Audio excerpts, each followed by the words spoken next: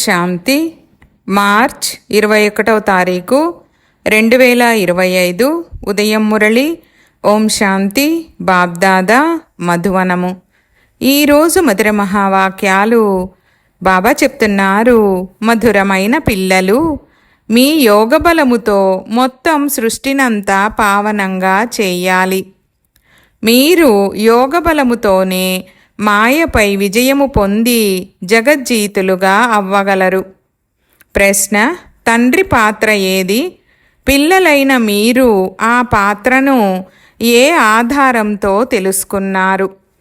జవాబు: తండ్రి పాత్ర అందరి దుఃఖాలను హరించి సుఖమునివ్వడం, రావణుని సంకెళ్ల నుండి విడిపించడం. తండ్రి వచ్చినప్పుడు భక్తి అనే రాత్రి పూర్తవుతుంది. తండ్రి స్వయంగా మీకు తన పరిచయాన్ని, వారిచ్చే వారసత్వ పరిచయాన్ని ఇస్తారు. ఒక్క తండ్రిని తెలుసుకోవడం ద్వారానే మీరు సర్వము తెలుసుకుంటారు. పాట: నీవే తల్లివి తండ్రివి నీవే. ఓం శాంతి. పిల్లలైన మీరు ఓం శాంతి అర్థాన్ని తెలుసుకున్నారు. మనమంతా ఆత్మలము. ఈ సృష్టి నాటకంలో మనది ముఖ్యమైన పాత్ర అని తండ్రి మనకు అర్థం చేయించారు. పాత్ర చేసేదెవరు? ఆత్మ శరీరాన్ని ధరించి పాత్రను అభినయిస్తుంది. అందువలన బాబా ఇప్పుడు పిల్లలను ఆత్మాభిమానులుగా చేస్తున్నారు. ఇంతకాలము దేహాభిమానులుగా ఉండేవారు. ఇప్పుడు స్వయాన్ని ఆత్మగా భావించి తండ్రిని స్మృతి చెయ్యాలి. డ్రామా ప్లాన్ అనుసారము మన తండ్రి వచ్చారు. తండ్రి రాత్రి సమయంలోనే వస్తారు. తండ్రి వచ్చే తిథి తారీఖు ఎవ్వరికీ తెలీదు. లౌకిక జన్మ తీసుకునే వారికి తిథి తారీఖులు ఉంటాయి. వీరేమో పారలౌకిక తండ్రి. వీరికి లౌకిక జన్మ లేదు. కృష్ణుడి జన్మ, తిథి, తారీఖు, సమయము మొదలైనవన్నీ తెలుపుతారు. కానీ వీరిది దివ్య జన్మ అని అంటారు. తండ్రి వీరిలో ప్రవేశించి ఇది అనంతమైన డ్రామా అని అర్థం చేయిస్తున్నారు. దీనిలో అర్ధకల్పము రాత్రి. రాత్రి అనగా గాఢాంధకారము వ్యాపించినప్పుడు నేను వస్తాను. నాకు తిథి తారీఖులేవీ లేవు. ఇప్పుడు భక్తి కూడా తమో ప్రధానంగా ఉంది. అర్ధకల్పము అనంతమైన పగలుగా ఉండేది. ఇతనిలో నేను ప్రవేశించానని స్వయంగా తండ్రే చెప్తున్నారు. గీతలో కూడా భగవానువాచ అని ఉంది. మనుషులను భగవంతుడని అనేందుకు వీలు లేదు. కృష్ణుడు కూడా దైవీ గుణాలు గల ఒక మానవుడే. ఇది మనుష్యలోకము, దేవలోకము కాదు. బ్రహ్మదేవతాయన మహా అని పాడతారు.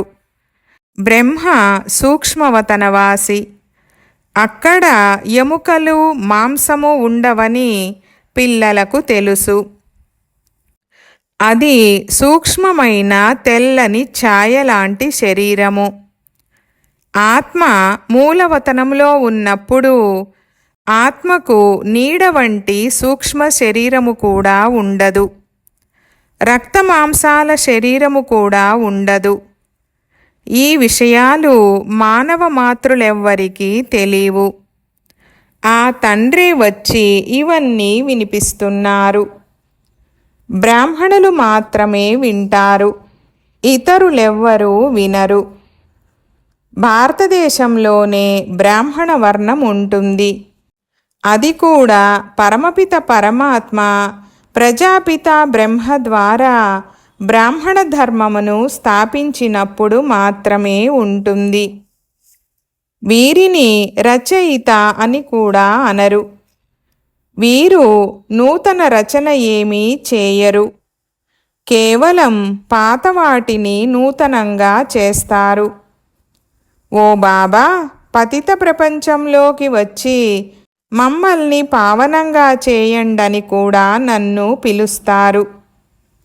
ఇప్పుడు వారు మిమ్మల్ని పావనంగా చేస్తున్నారు. మీరు మళ్ళీ యోగ బలముతో ఈ సృష్టిని పావనంగా తయారు చేస్తున్నారు. మాయపై విజయము పొంది జగజ్జీతులుగా అవుతారు. యోగ బలమును సైలెన్స్ బలమని కూడా అంటారు.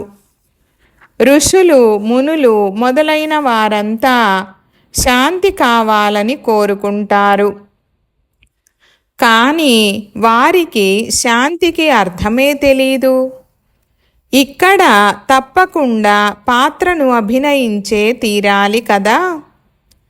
శాంతిధామం అంటే మధురమైన, నిశ్శబ్దంగా ఉన్న ఇల్లు. మన ఇల్లు శాంతిధామమని ఆత్మలైన మీకిప్పుడు తెలుసు. పాత్ర చేసేందుకు మనము ఇక్కడకు వచ్చాము. ఓ పతిత పావన, దుఃఖహర్త, సుఖకర్త, మీరు వచ్చి ఈ రావణుని సంకెళ్ల నుండి విడిపించండని తండ్రిని పిలుస్తారు. భక్తి అనేది రాత్రి, జ్ఞానము పగలు. రాత్రి నశిస్తుంది, మళ్ళీ జ్ఞానము ఉదయిస్తుంది. ఇది సుఖదుఖాల ఆట. మొదట మనము స్వర్గంలో ఉండేవారము. తరువాత కిందకు దిగుతూ దిగుతూ నరకములో పడిపోయామని మీకు తెలుసు. కలియుగము ఎప్పుడు సమాప్తమవుతుందో, మళ్ళీ సత్యయుగము ఎప్పుడు ప్రారంభమవుతుందో ఎవ్వరికీ తెలీదు. మీరు తండ్రిని తెలుసుకున్నందున ఆ తండ్రి ద్వారా అంతా తెలుసుకున్నారు. మనుషులు భగవంతుణ్ణి వెతికేందుకు ఎన్నో ఎదురు దెబ్బలు తింటారు. వారికి తండ్రి గురించి ఏమాత్రమూ తెలీదు. ఆ తండ్రే వచ్చి తన పరిచయాన్ని, వారిచ్చే వారసత్వ పరిచయాన్ని ఇచ్చినప్పుడు మాత్రమే తెలుసుకుంటారు. వారసత్వము తండ్రి ద్వారా మాత్రమే లభిస్తుంది, తల్లి నుండి లభించదు. ఇతడిని తల్లి అని కూడా అంటారు. ఇతని ద్వారా వారసత్వము లభించదు. ఇతణ్ణి స్మృతి చెయ్యరాదు. బ్రహ్మ, విష్ణు, శంకరులు కూడా శివుని పిల్లలే. ఈ విషయం కూడా ఎవ్వరికీ తెలీదు. ఈ అనంత సృష్టికి రచయిత ఒక్క తండ్రి మాత్రమే. మిగిలిన వారంతా వారి రచన లేక పరిమిత రచయితలు. ఇప్పుడు పిల్లలైన మీకు తండ్రి చెప్తున్నారు, నన్ను స్మృతి చేస్తే మీ వికర్మలు వినాశనమవుతాయి. మానవులు తండ్రిని తెలుసుకోలేకున్నారు. అందువలన ఎవరిని స్మృతి చేస్తారు? తండ్రి అంటున్నారు, ఎంత దిక్కులేని అనాథలుగా అయిపోయారు. ఇది కూడా డ్రామాలో నిశ్చయింపబడి ఉంది. భక్తి, జ్ఞానము రెండింటిలోనూ శ్రేష్టమైన కర్మ దానం చేయడం. భక్తి మార్గములో ఈశ్వరార్థము దానము చేస్తారు. ఎందుకు? ఏదో ఒక కోరిక వారిలో తప్పకుండా ఉంటుంది. ఎటువంటి కర్మ చేస్తామో అటువంటి ఫలము మరో జన్మలో పొందుతామని భావిస్తారు. ఈ జన్మలో చేసిన దానికి ఫలము మరొక జన్మలో పొందుతారు. జన్మ జన్మాంతరాలకు పొందలేరు. ఒక్క జన్మకు మాత్రమే ఫలము లభిస్తుంది. అన్నింటికంటే శ్రేష్టమైన కర్మ దానము చేయడం. దానము చేయువారిని పుణ్యాత్మలని అంటారు. భారతదేశాన్ని మహాదాని అని అంటారు. భారతదేశంలో ఎంత దానము చేస్తారో అంత ఏ ఇతర ఖండములోనూ చేయరు. తండ్రి కూడా వచ్చి పిల్లలకు దానమిస్తారు. పిల్లలు కూడా తండ్రికి దానమిస్తారు.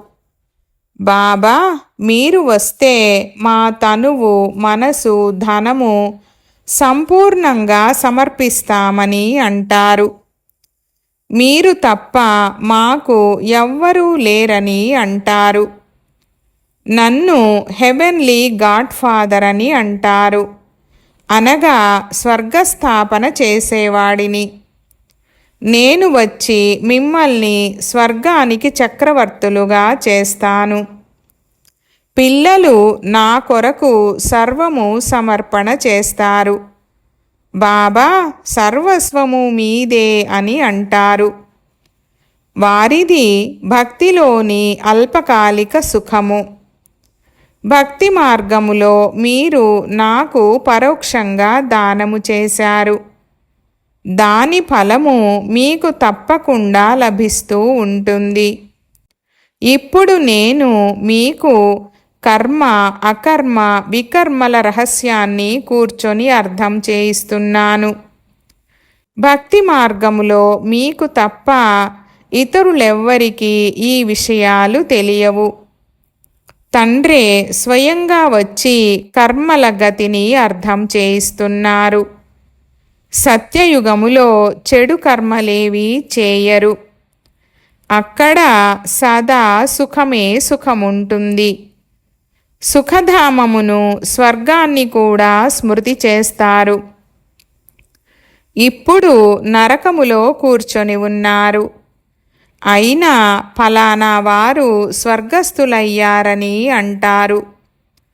ఆత్మకు స్వర్గము ఎంతో బాగుంటుంది. ఫలానా వారు స్వర్గస్థులయ్యారని ఆత్మనే అంటుంది కదా. కానీ తమో ప్రధానమైన కారణంగా వారికి స్వర్గమేదో నరకమేదో ఏమాత్రమూ తెలీదు. మీరంతా ఎంతో తమో ప్రధానంగా అయ్యారని అనంతమైన తండ్రి చెప్తున్నారు. డ్రామాను గురించి వారికి తెలియనే తెలియదు. సృష్టి చక్రము తిరుగుతూ ఉంటుందని కూడా భావిస్తారు. కావున ఉన్నది ఉన్నట్లుగానే మళ్ళీ మళ్ళీ తిరుగుతుంది కదా. వారు కేవలం చక్రము తిరుగుతుందని మాట వరసకు అంటారు. ఇప్పుడిది సంగమయుగము. ఈ సంగమయుగానికి మాత్రమే మహిమ ఉంది. అర్ధకల్పము దేవతల రాజ్యము కొనసాగుతూ ఉంటుంది. తర్వాత ఆ రాజ్యము ఏమవుతుంది? ఎవరు గెలుచుకుంటారు? ఈ విషయాలు ఎవ్వరికీ తెలీదు. రావణుడు గెలుచుకుంటాడని తండ్రి చెప్తున్నారు. వారేమో దేవతలు రాక్షసుల మధ్య యుద్ధము జరిగిందని చూపిస్తారు. ఇప్పుడు తండ్రి అర్థం చేయిస్తున్నారు. పంచవికారాల రూపీ రావణునితో ఓడిపోతారు. మళ్ళీ రావణునిపై విజయం కూడా పొందుతారు. మీరే పూజ్యులుగా ఉండేవారు. మళ్ళీ మీరే పతితులుగా అవుతారు. అనగా రావణునితో ఓడిపోతారు కదా. రావణుడు మీ శత్రువైన కారణంగా మీరు సదా రావణుణ్ణి తగలబెడుతూ వచ్చారు. కానీ అప్పుడు రావణుని ద్వారానే మీరు పతితులయ్యారని తెలీదు. ఇప్పుడు తండ్రి అర్థం చేయిస్తున్నారు. ఈ వికారాలనే మాయ అని అంటారు.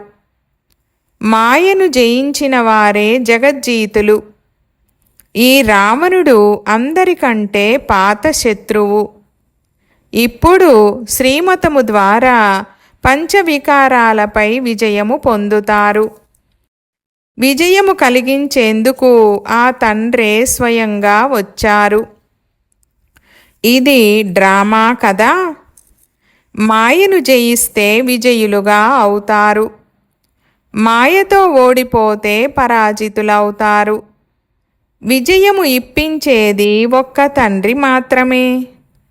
అందుకే వారిని సర్వశక్తివంతుడని అంటారు. రావణుడు కూడా తక్కువ శక్తివంతుడేమీ కాదు. అయితే దుఃఖమిస్తాడు కనుక మహిమ లేదు. రావణుడు చాలా శక్తివంతుడు. మీ రాజ్యమంతటిని లాక్కుంటాడు. మనము ఎలా ఓడిపోతామో మళ్ళీ ఎలా గెలుస్తామో ఇప్పుడు మీరు అర్థం చేసుకున్నారు. శాంతి కావాలని ఆత్మ కోరుకుంటుంది. తన ఇంటికి పోవాలని భావిస్తుంది. భక్తులు భగవంతుణ్ణి స్మృతి చేస్తారు.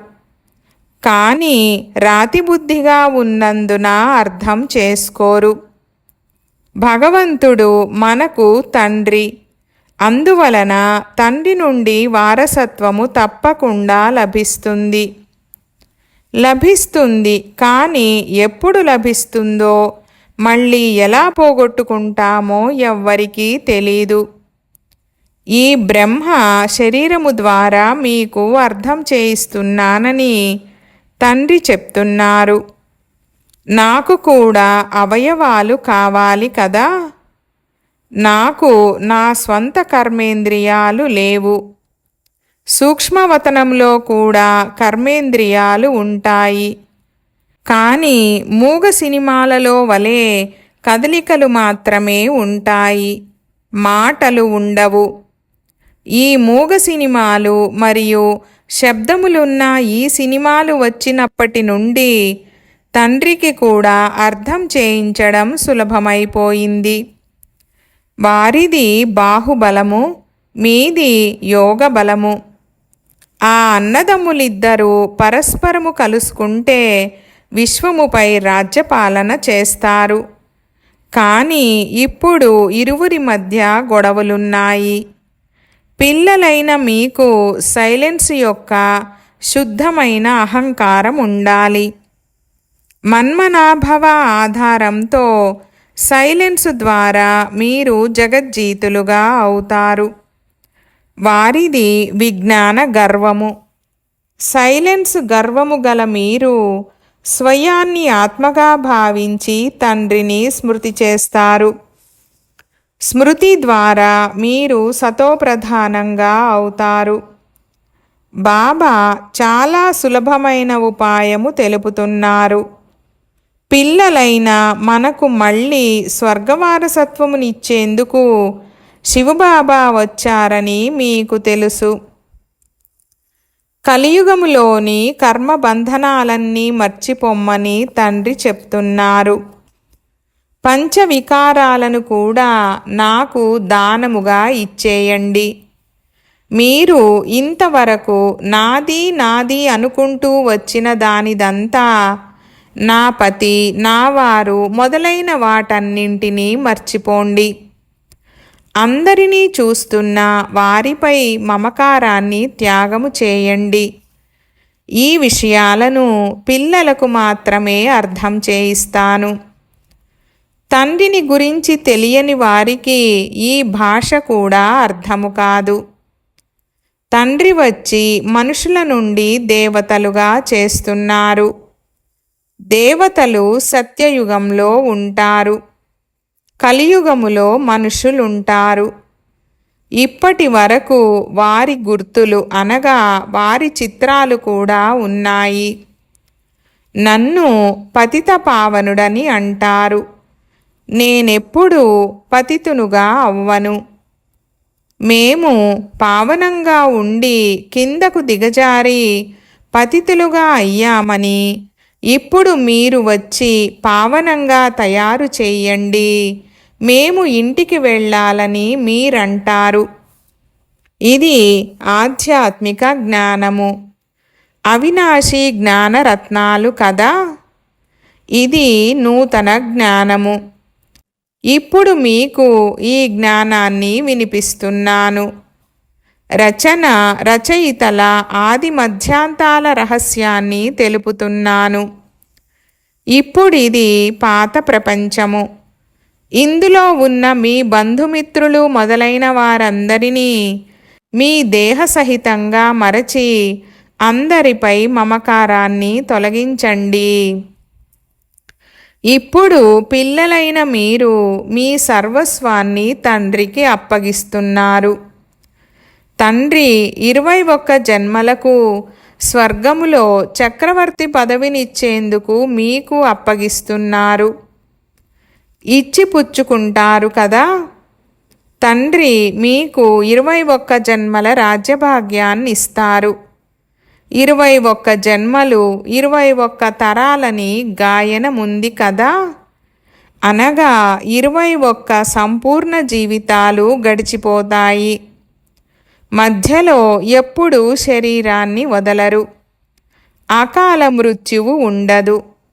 మీరు అమరులుగా అయ్యి అమరపురానికి అధికారులుగా అవుతారు. మిమ్మల్ని ఎప్పుడూ మృత్యువు కబళించదు. ఇప్పుడు మీరు మరణించేందుకు పురుషార్థము చేస్తారు. దేహ సహితము దేహ సర్వ సంబంధాలను వదిలి ఒక్క తండ్రితోనే సంబంధము జోడించాలి. ఇప్పుడు సర్వసుఖాలనిచ్చే సంబంధంలోకి వెళ్ళాలి. దుఃఖ బంధనాలను మర్చిపోతూ ఉంటాము. గృహస్థ వ్యవహారములో ఉంటూ పవిత్రంగా అవ్వాలి. తండ్రి చెప్తున్నారు, నన్నొక్కరినే స్మృతి చేయండి. స్మృతితో పాటు దైవీ గుణాలను కూడా ధారణ చేయండి. ఈ దేవతల వలె తయారవ్వాలి. ఇది మీ లక్ష్యము. ఈ లక్ష్మీనారాయణులు స్వర్గానికి అధికారులుగా ఉండేవారు. వీరు రాజ్యాన్ని ఎలా పొందారో ఆ తర్వాత ఎక్కడికి వెళ్ళారో ఎవ్వరికీ తెలీదు. ఇప్పుడు పిల్లలైన మీరు దైవీ గుణాలను ధారణ చెయ్యాలి. ఎవ్వరికి దుఃఖాన్ని ఇవ్వరాదు. తండ్రి దుఃఖహర్త సుఖకర్త అయినందువలన మీరు కూడా అందరికీ సుఖమునిచ్చే మార్గాన్ని చూపించాలి. అనగా అంధులకు ఊతకర్రగా అవ్వాలి. ఇప్పుడు మీకు బాబా 3వ నేత్రము అనగా జ్ఞాననేత్రమునిచ్చారు. తండ్రి ఎలా పాత్రను అభినయిస్తారో మీకు తెలుసు. ఇప్పుడు తండ్రి మీకు నేర్పించే చదువు అదృశ్యమైపోతుంది. దేవతలకు ఈ జ్ఞానముండదు. బ్రహ్మముఖ వంశావళి బ్రాహ్మణులైన మీరు మాత్రమే రచయిత రచనల జ్ఞానాన్ని తెలుసుకున్నారు. ఇతరులకు ఎవ్వరికీ తెలీదు. ఈ లక్ష్మీనారాయణులు మొదలైన వారిలో ఈ జ్ఞానము ఉంటే పరంపరగా వచ్చేది. అక్కడ జ్ఞానము అవసరమే ఉండదు.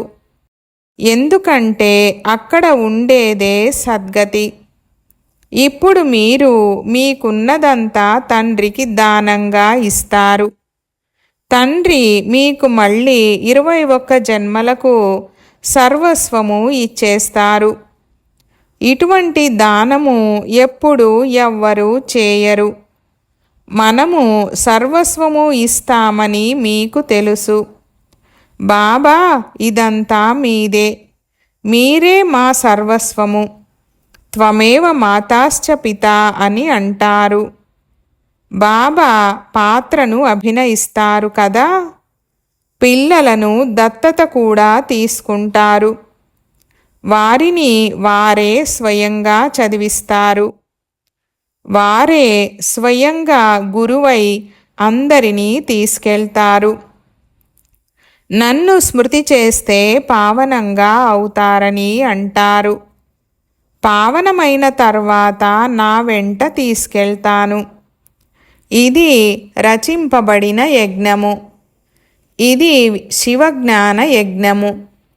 ఇందులో మీరు తనువు మనస్సు ధనములు సర్వము స్వాహా చేసేస్తారు.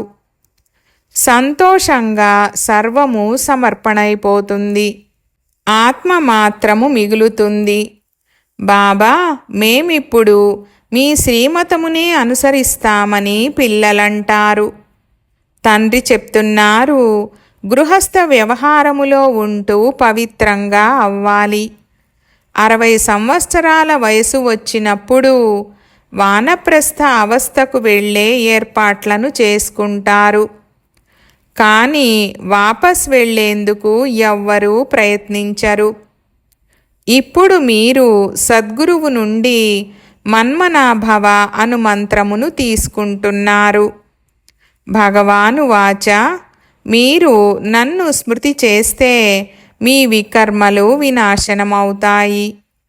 ఇప్పుడు అందరిది వానప్రస్థ అవస్థ అని, శివబాబాను స్మృతి చేయండని, ఇప్పుడు ఇంటికి వెళ్ళాలని అందరికీ చెప్పండి.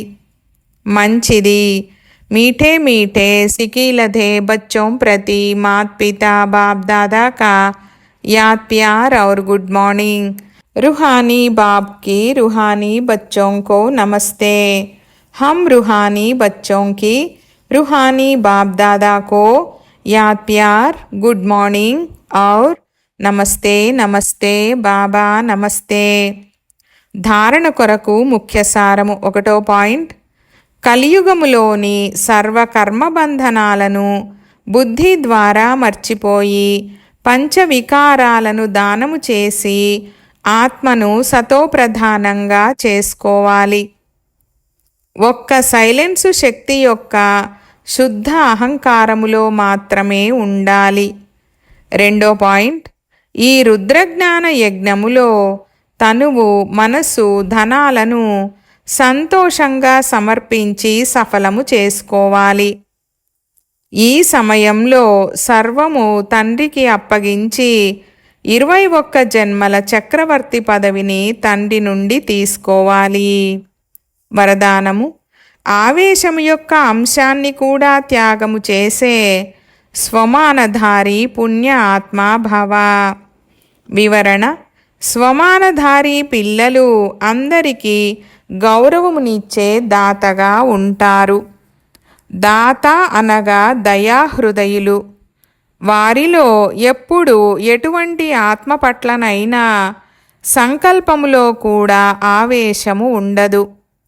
ఇది ఎలా, ఇది ఇలా ఎందుకు, ఇలా చేయరాదు, ఇలా జరిగి ఉండరాదు, జ్ఞానం ఇలా చెప్తుందా, ఇది కూడా సూక్ష్మమైన ఆవేశము యొక్క అంశము.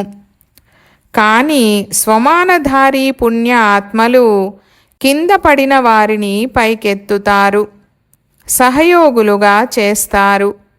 వీరు వారి కర్మభోగ ఫలాన్ని అనుభవిస్తున్నారు, చేశారు కనుక తప్పకుండా పొందుకుంటారు.